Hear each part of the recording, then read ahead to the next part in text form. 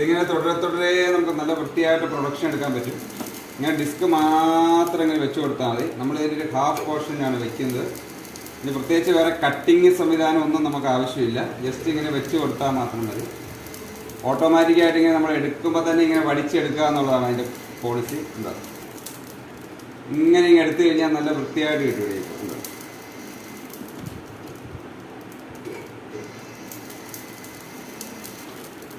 നമുക്ക് ഇടയ്ക്ക് നിർത്തണമെങ്കിൽ ഇതിലിങ്ങനെ ഒന്നുകൂടി പ്രസ് ചെയ്ത് കഴിഞ്ഞാൽ നമുക്ക് ഇടയ്ക്ക് നിർത്താം. നമുക്കിപ്പോൾ ഇടിയപ്പത്തിൻ്റെ ഇടയ്ക്ക് ഇത് കഴിഞ്ഞെങ്കിൽ നിർത്താം. ഇതാണ് നമ്മൾ ചെയ്ത ഇടിയപ്പത്തിൻ്റെ ഭംഗി എന്ന് പറയുന്നത്.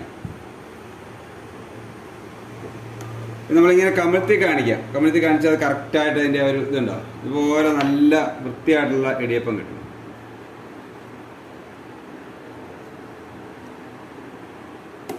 ഇതാണ് നമ്മളിപ്പോൾ ഇതിൽ ചെയ്ത ഇടിയപ്പമാണ്.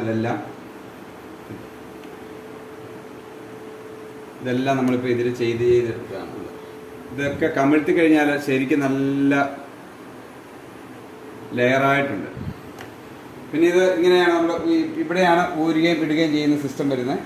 ഇതിൻ്റെ റെഡ്യൂസറാണ്. കറക്റ്റ് ഇതിൻ്റെ ഹാഫ് പോർഷനിലാണ് നമ്മളിങ്ങനെ ഇത് സെറ്റ് ചെയ്യുന്നത്. ഇതിൻ്റെ ഹാഫിൽ അപ്പം മാവ് ഇങ്ങനെ വന്ന് സർക്കിൾ പൂർത്തിയാകുമ്പോൾ റെഡിയാവും. പിന്നെ ഇതിൻ്റെ നമ്മുടെ സ്പീഡ് അഡ്ജസ്റ്റ് ചെയ്യാൻ നമുക്ക്, അതായത് മാവ് എത്ര അളവിൽ വരണമെന്ന് അഡ്ജസ്റ്റ് ചെയ്യുന്ന നോബാണിത്. ടൈം നമ്മളതിൻ്റെ മേലെയാണ് സെറ്റ് ചെയ്യുന്നത്. നമുക്ക് മാവ് വരാനായിട്ട് ഇപ്പം 2.3 സെക്കൻഡ് നമ്മൾ സെറ്റ് ചെയ്തിട്ടു. അതിൻ്റെ ഡിലേ, അതായത് ഒരു തവണ മാവ് വന്നിട്ട് അടുത്ത് എപ്പോൾ വരണമെന്നുള്ളത് നമ്മൾ ഒരു 2 സെക്കൻഡ് അതിൽ സെറ്റ് ചെയ്തിട്ടുണ്ട്. അപ്പോൾ ഇത് നമുക്ക് ഇടയ്ക്ക് നിർത്തണമെങ്കിൽ ഈ സ്വിച്ചിൽ പ്രസ് ചെയ്യുക. പിന്നെ സ്റ്റാർട്ട് ബട്ടനാണിത്. ഒന്ന് തുടങ്ങണമെങ്കിൽ മാവ് ഇട്ടിട്ട് ഒരു തവണ പ്രസ് ചെയ്താൽ മതി. ബാക്കി എല്ലാം തനിയാണ് നടക്കുന്നത്. ഇതേ സ്റ്റാർട്ട് ബട്ടൻ്റെ സെയിം ഫംഗ്ഷനാണ് നമുക്ക് ഈ ഫുഡ് സ്വിച്ചിൽ വരുന്നത്. ഇത് വെച്ചിട്ട് നമുക്കിത് ഓപ്പറേറ്റ് ചെയ്യാം. അപ്പോൾ ഒരു തവണ ഇത് പ്രസ് ചെയ്ത് കഴിഞ്ഞാൽ ബാക്കി